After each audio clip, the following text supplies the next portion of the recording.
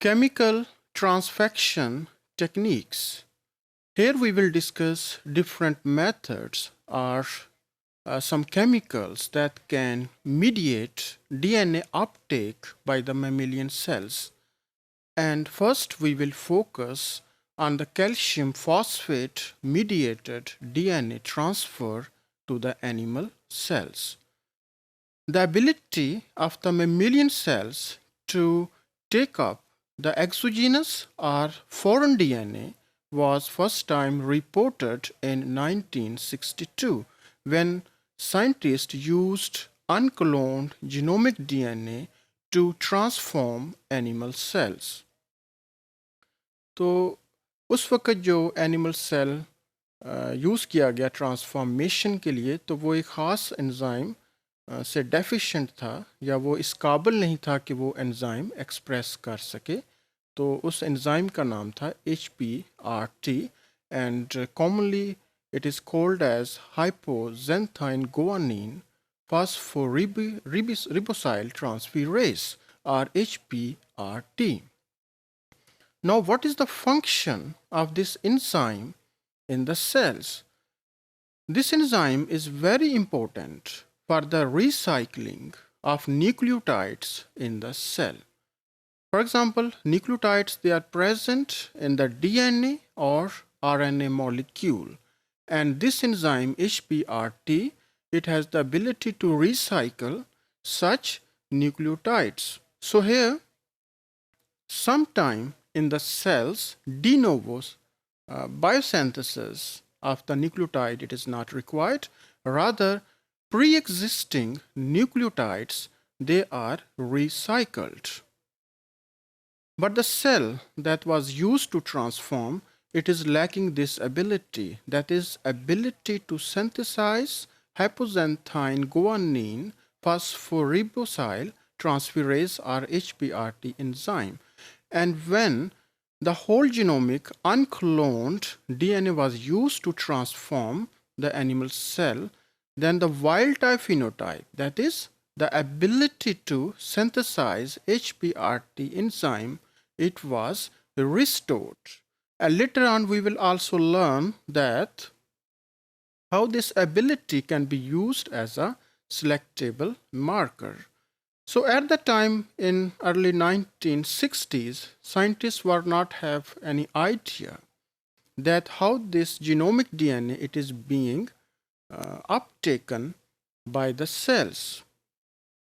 Later experiments shown that actually calcium phosphate that is present in the medium, it form complexes with DNA so that calcium phosphate DNA complexes are formed that are precipitated on the cell surface.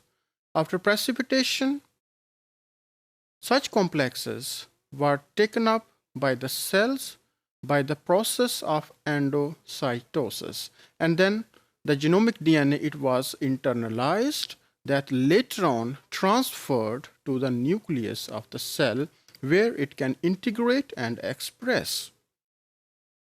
Then with the passage of time, some scientists when used calcium phosphate method to increase the infectivity of the adenovirus, then this method was used as a general protocol for the transfection of the animal cells. This method it can transform only those cells that are present or growing in the culture medium as monolayers or in the form of suspension, because when cells they are present in the form of aggregates or complex, then it is unable to transform such aggregated form of cells. Initially, it was found that calcium phosphate mediated DNA uptake it is having low efficiency. That is, it is able to transform very limited number of cells. For example, ये देखा गया कि 1 से लेकर 2% तक जो sales थे ये ट्रांसफॉर्म हो सकते थे.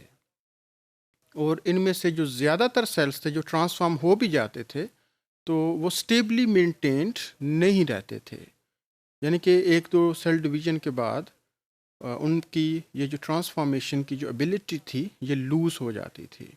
Then again the protocol was refined so that later on it was reported that by using calcium phosphate co-precipitation method, about 20% of the cells can be transformed. Then again, by using a specific type of buffered system that can control the abrupt changes in pH and that can slow the precipitation on the surface of the cell, the time for endocytosis was increased and the ability of the cells to take up exogenous DNA, it was enhanced 100-fold. But in case of calcium phosphate precipitation, particle size is very important, because if particle size is large, then transformation efficiency it can be influenced. And particle size, in turn, it can be controlled by the concentrations of the DNA, calcium, phosphate, and even the additives or components that we are going to add in the medium. They are also very important. So these are different factors that can influence the formation of particles and their sizes.